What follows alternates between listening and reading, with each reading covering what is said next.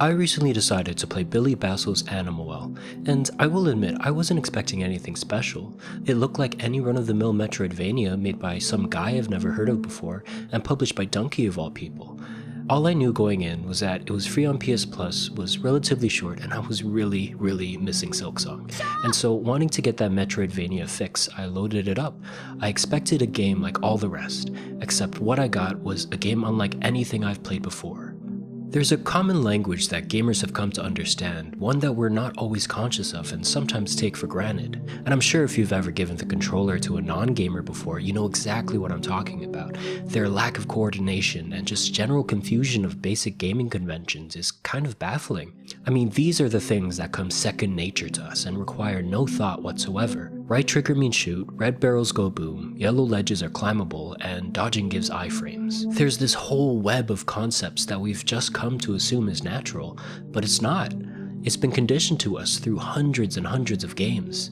And on one hand, this is great. I mean, it sure as hell makes the job of a game developer so much easier when there's this established template that's tried and tested. But what happens when you challenge it? Admittedly, Animal Well does fall under a lot of similar tropes to other games in its genre. I mean, it's defined as a Metroidvania for a reason. You're this 2D thing, plopped into a sprawling world, finding new abilities to unlock more areas of a map. It's the same gameplay loop as The Lost Crown, which has the same loop as Ari, which has the same loop as Hollow Knight. Except what makes Animal Well so special is that it takes that familiar formula and flips it on its head.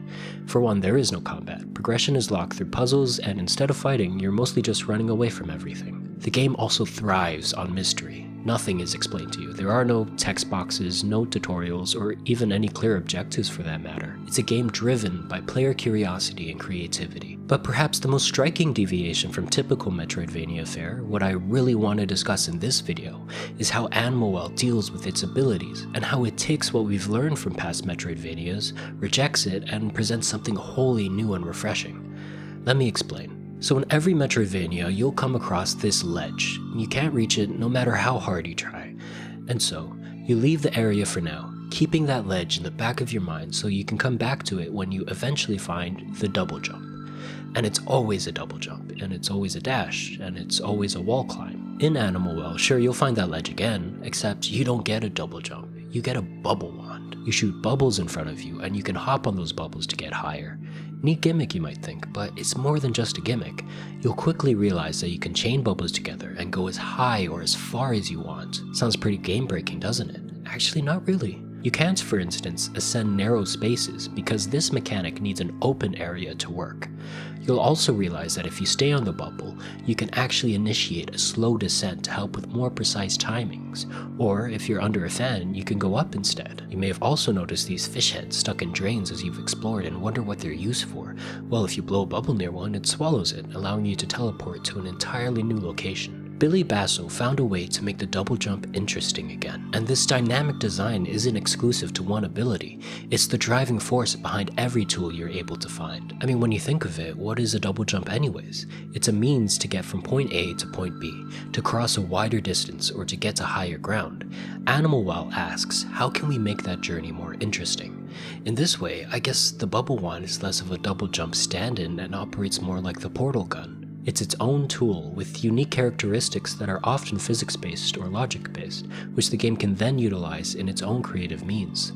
Rather than simply expanding your moveset, the abilities you find are the very core of the game's puzzle designs, and each tool is actually a puzzle within itself. So who cares? Why does any of this matter?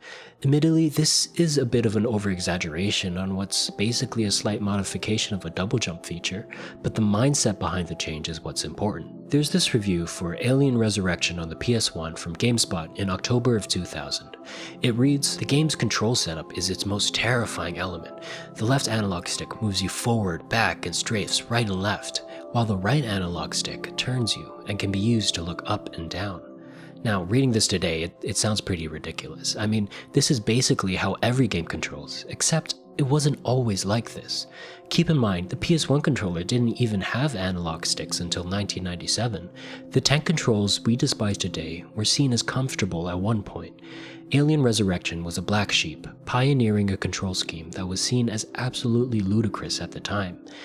It makes you wonder, what if some parts of that very language we've come to understand, the one that I've talked about in the very beginning of this video, is actually fundamentally flawed and we just don't know it? Maybe every game's traversal mechanic should be replaced with a clearly superior bubble wand. I'm not serious.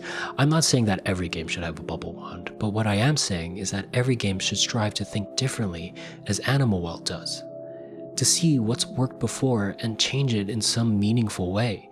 Games like Animal World push the boundaries on how we view gaming as a whole, and I'd argue it's the philosophy behind the game's creation that can push this medium forward. It ties into why most modern AAA games have felt so stale lately. These massive, big-budget, high-profile games sure do look gorgeous, but are they really pushing the envelope when it comes to true innovation?